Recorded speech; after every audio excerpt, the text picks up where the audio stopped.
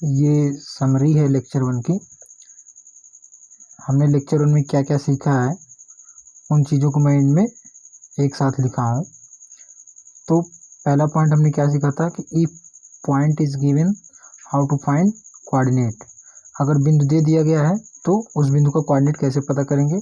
तो क्या रूल था, फॉलो परपेंडिकुलर डिस्टेंस मेथड। ये परपेंडिकुलर डिस्टेंस मेथड फॉलो करेंगे तो हम उस पॉइंट का कोऑर्डिनेट आसानी से जान सकेंगे। ये जो मेथड है ये कोई बुक में लिखा हुआ मेथड नहीं है, बस ये मेरा बताने का तरीका है। इस तरीके से हम फॉलो करेंगे। जैसे इस पॉइंट का अगर हमको कोऑर्डिनेट जानना है तो परपेंडिकुलर मेथड कैसे फॉलो करेंगे। यहाँ पे डायरेक्ट नीचे आएंगे, परपेंडिकुलर 8 हो गया, फिर यहाँ से सीधे जाएंगे परपेंडिकुलर y पे तो 4 8, 4 इसका जानना है कोऑर्डिनेट। तो इधर आए y पे आए तो पहले y की वैल्यू रखेंगे -6। देखो y की वैल्यू हमेशा इधर रहनी चाहिए, भले ही तुमने y पे परपेंडिकुलर पहले डाल दिया है। और फिर x पे जाएंगे 4 यानी कि 4, -6। फिर इस पॉइंट का कोऑर्डिनेट जानना है तो x पे चले -7, x पे डाले तो -7 मिला, y पे डाले तो -6 मिला, यानी कि इसका कोऑर्डिनेट होगा -7, -6। इस पॉइंट का कोऑर्डिनेट जानना है तो यहाँ पे परपेंडिकुलर डालेंगे ऐसे करके। ये लाइन जो मैं खींच रहा हूँ ये तुमको नहीं खींचना है, बस क्या करना है ऐसे इमेजिन करना है। यहाँ से खींचे 5 पे मिल रही है, यहाँ से कैसे देखेंगे 10 पे जा रहा है, यानी इसका कोऑर्डिनेट क्या होगा 5, 10। ठीक। अब दूसरा एक तरीका क्या था कि if coordinate is given of any point, किसी भी बिंदु का कोऑर्डिनेट अगर दे दिया गया हो तो how to find the location of point, कैसे हम उस पॉइंट की लोकेशन पता करेंगे। तो उसका रूल क्या है, एक्स और वाई एक्सिस पे चलने वाला रूल, कि एक्स पे इतना चलेंगे वाई पे इतना चलेंगे, ये वाला रूल फाइंड करेंगे, फॉलो करेंगे। जैसे 1, 4 कहाँ पे होगा, ऐसे बना लेते हैं ऐसे करके। तो 1, 4 यानी एक्स पे 1 चलना है, वाई पे 4, एक्स पे 1 चले वाई पे 4 थोड़ा ऊपर जाना पड़ेगा, यानी 1, 4 यहाँ पे होगा। ठीक, ये 4 हो गई, ये 1 हो गई। फिर -1, 0 यानी कि x पे -1 चलना है, y पे 0, x पे -1 यानी इधर -x होती है, इधर -1 चले इतनी डिस्टेंस यानी -1, और y पे 0 यानी y पे चलना ही नहीं, यानी कि इस पॉइंट ये वाला पॉइंट यही होगा।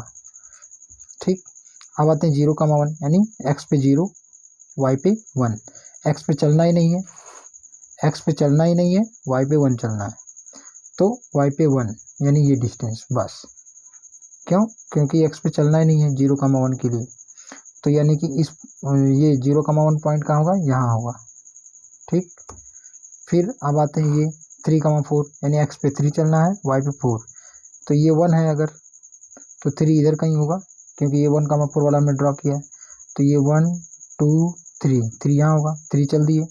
अब 4 चलना है, तो 4 यही है, ये हमने चल के देख लिया एक बार, 4 यही है, यानी यहाँ पे ये 3 हमने चला, ये 4, यानी कि इस पॉइंट ये पॉइंट होगा 3, 4 ये पॉइंट होगा। ये लाइन बनानी नहीं हमेशा, ऐसे ऐसे करके लाइन बनाना है, बस एक इमेजिन करना है कि हमने 3 चला 4 चला बस। उसी तरीके 0, -5 देखो 0 यानी x पे 0 चलना है, x पे चलना ही नहीं है, y पे कितना चलना है 5, वो भी माइनस का यानी नीचे चलना है, यानी कि इधर कहीं चलना होगा 0, -5। ठीक। अब तीसरा पॉइंट क्या हमने सीखा था कि अगर कोई लाइन किसी को कट कर रही है, इंटरसेक्ट कर रही है, जैसे कि ये वाली लाइन है, देखो हमारी दोनों एक्सिस को इंटरसेक्ट कर रही, काट रही है, यहाँ पे x को काट रही है, यहाँ पे y को काट रही है। ये x एक्सिस है, x एक्सिस को यहाँ पे कट कर दी, y एक्सिस को यहाँ पे कट कर दी ये लाइन। तो इस एक्सिस का कोऑर्डिनेट क्या होगा, इस पॉइंट का कोऑर्डिनेट क्या होगा, इस पॉइंट का कोऑर्डिनेट क्या होगा। इस पॉइंट का किसी भी पॉइंट का कोऑर्डिनेट जानने के लिए हम लोग क्या करते हैं, देखते हैं यहाँ पहुँचने के लिए कितना चलना पड़ेगा। x पे सबसे पहले चलते हैं, x पे कुछ डिस्टेंस चले, यानी कि इस पॉइंट का कोऑर्डिनेट होगा x। फिर इस पे पहुँचने के लिए y पे कितना चलना पड़ा, कुछ नहीं 0, तो इस पॉइंट का कोऑर्डिनेट क्या होगा x, 0 यानी कि x पे कुछ डिस्टेंस चलेंगे y पे 0। इस पॉइंट का कोऑर्डिनेट क्या होगा, इस पॉइंट पे पहुँचने के लिए हमको x पे कुछ नहीं चलना पड़ेगा, केवल y पे चलना पड़ेगा, एक्स पे 0, वाई पे कुछ डिस्टेंस चलना पड़ेगा, यानी इस पॉइंट का कोऑर्डिनेट होगा 0, वाई। फिर यहाँ पे कुछ स्टार पॉइंट है, उसमें क्या लिखा है, Y coordinate of all point at X axis, मतलब कि एक्स एक्सिस पर सभी बिंदु के वाई कोऑर्डिनेट सभी बिंदु का वाई कोऑर्डिनेट एक्स एक्सिस पर 0 होगा। एक्स एक्सिस पर सभी बिंदुओं का वाई कोऑर्डिनेट 0 होगा। जैसे मैं क्या कह रहा हूँ कि एक्स एक्सिस पर कोई भी बिंदु ले लो, ये कोई बिंदु लो, उन सब के वाई कोऑर्डिनेट 0 होंगे, यानी कि एक्स की कुछ वैल्यू होगी लेकिन वाई वाला 0 होगा, एक्स की कुछ वैल्यू होगी, यहाँ पे कुछ वैल्यू होगी लेकिन वाई वाला 0 होगा, एक्स की कुछ वैल्यू होगी, एक्स की कुछ वैल्यू होगी लेकिन वाई वाला 0 होगा। ये वही चीज़ लिखा है कि अगर आप एक्स एक्सिस पे कोई पॉइंट लेते हैं, कोई भी पॉइंट लें, उस पर वाई कोऑर्डिनेट 0 होगा। अब उसी तरह क्या है, X value of all points at Y axis पे, अब वाई एक्सिस की बात कर रहा है, यानी वाई एक्सिस पे कोई भी बिंदु हो उस पर एक्स वैल्यू 0 होगी। ये वाई एक्सिस होती है हमारी, वाई एक्सिस है, इस पर कोई बिंदु लो, ये बिंदु ले लो, ये बिंदु ले लो, ये बिंदु ले लो, ये बिंदु ले लो, उस पर एक्स की वैल्यू 0 होगी। देखो यहाँ पे पहुँचने के लिए हमको क्या करना पड़ेगा, केवल वाई पे ही चलना पड़ेगा, एक्स पे कुछ नहीं चलना पड़ेगा, इसलिए एक्स वाली वैल्यू 0 होती है, वाई पे कुछ भी चलना पड़ेगा, वाई चलना पड़ा। यहाँ पे पहुँचने के लिए क्या करना पड़ेगा, हमको वाई पे ही चलना पड़ेगा, केवल एक्स पे कुछ नहीं चलना पड़ेगा, यानी 0, वाई डैश। तो वाई डैश इस वाई से बड़ा है, क्योंकि ये वाला वाई जो है इतनी हाइट, ये वाला वाई छोटा है, ये वाली हाइट ज़्यादा है, यानी वाई डैश ज़्यादा है। तो यहाँ पे ये पॉइंट हो गया। अभी इस तरीके की चीज़ों को आप अपनी नीट में या जेईई मेंस के एग्ज़ाम में या बुक में नहीं देखे होंगे, लेकिन अब ये मैथमेटिकल पोर्शन था, लेकिन आप अब ये देखेंगे ऐसा कुछ ग्राफ आपको देखने को मिल जाता होगा नीट या जेईई मेंस में। तो यहाँ पे ऐसा ग्राफ मिल जाता है। तो अब मैं कहूँगा कि इस पॉइंट, ये पीवी ग्राफ है, पी है प्रेशर, वी है वॉल्यूम जो मीटर क्यूब में है। तो इस पॉइंट पे हमको पता करना है क्या क्या, वॉल्यूम क्या है, प्रेशर क्या है। तो परपेंडिकुलर वही वाला रूल फॉलो करेंगे इस पॉइंट का। देखो यहाँ पे 3, यानी कि यहाँ पे वॉल्यूम, इस पॉइंट पे वॉल्यूम कितना है 3, इस पॉइंट पे प्रेशर कितना है 1 पास्कल। ठीक, कोऑर्डिनेट भी लिख सकते हैं क्या, 3, 1। ठीक, हम लोग जो अभी नीट वाले या जेईई मेंस वाले हैं, जेईई मेंस वाले कोऑर्डिनेट लिख सकते हैं, नीट वाले जो है उनको कोऑर्डिनेट वाली चीज़ें नहीं बताई जाती हैं। अब इस पॉइंट पे आते हैं, इस पॉइंट पे देखते हैं कि वॉल्यूम कितना है, प्रेशर कितना है। तो परपेंडिकुलर डालो, वॉल्यूम 4 है, प्रेशर 3 है, यानी इस पॉइंट पे क्या है कि वॉल्यूम 4 है और प्रेशर 3 पास्कल है। इस पॉइंट पे आते हैं, इस पॉइंट पे आए, हमको क्या क्या पता करना है, यहाँ से क्या परपेंडिकुलर डाले तो 1 आ गया, यहाँ से 3 आ गया, यानी कि ये परपेंडिकुलर किस पे डाले हो, वी पे, यानी वॉल्यूम पे। तो वॉल्यूम की वैल्यू पता चल जाएगी, यानी वॉल्यूम 1 है। फिर ये परपेंडिकुलर डालो प्रेशर पे, तो प्रेशर की वैल्यू पता चल जाएगी 3 पास्कल। तो ये लाइन हमको बनानी नहीं है बार बार, बस एक इमेजिनेशन करना है कि ये परपेंडिकुलर यहाँ आ रहा है 1।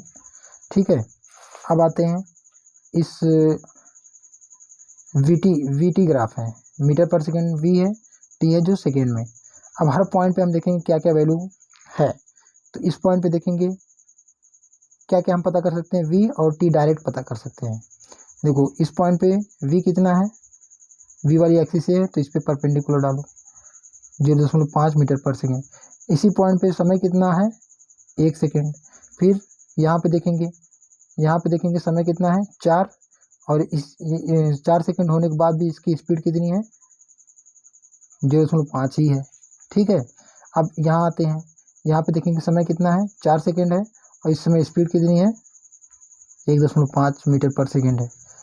इस पॉइंट पे आते हैं, इस पॉइंट पे देखेंगे समय कितना हुआ 3, और स्पीड कितनी है 1।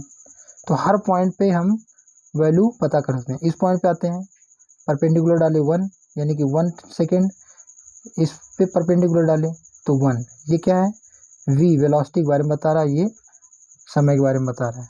यहाँ पे एक चीज़ और क्या लिखी है, यदि दो क्वांटिटीज़ जिसको हम वेरिएबल कहते हैं, ये यानी कि जैसे पी वी वेरिएबल हैं, वी टी वेरिएबल हैं या क्वांटिटीज़ हैं, यदि दो क्वांटिटीज़ के बीच ग्राफ ड्रा किया गया हो तो इन दोनों क्वांटिटीज़ की वैल्यू किसी भी पॉइंट पर तुरंत बता सकते हैं। जैसे पी वी का ग्राफ ड्रॉ किया गया है, तो पी और वी की वैल्यू किसी भी पॉइंट पे तुरंत बता सकते हो। जैसे इस पॉइंट पे पी की वैल्यू कितनी है, तो पी वाले एक्सिस पे जाओ, पी वाला एक्सिस ये है, तो पी वाले एक्सिस पे बताए 1 पास्कल। वी इस पे वी कितना है, वैल्यूम 3 है। इस पॉइंट पे आओ तो वैल्यूम कितना है 4, प्रेशर 3। यानी कि जिन दोनों क्वांटिटीज़ के बीच ग्राफ खींचा गया है उनकी वैल्यू हम तुरंत बता सकते हैं ग्राफ देख के। लेकिन अगर पीवी से हमको वर्क फाइंड करना हो तो हम डायरेक्ट नहीं बता सकते हैं, तो हमको एरिया या स्लोप ऐसा कुछ लगाना पड़ेगा। लेकिन जिन दोनों क्वांटिटीज़ के बीच ग्राफ खींचा गया है उन दोनों की वैल्यू हम किसी पॉइंट पे तुरंत बता सकते हैं। तो आज के लिए ये समरी हो गई, बस इतना ही। हम नया लेक्चर में कल बनाऊंगा। धन्यवाद।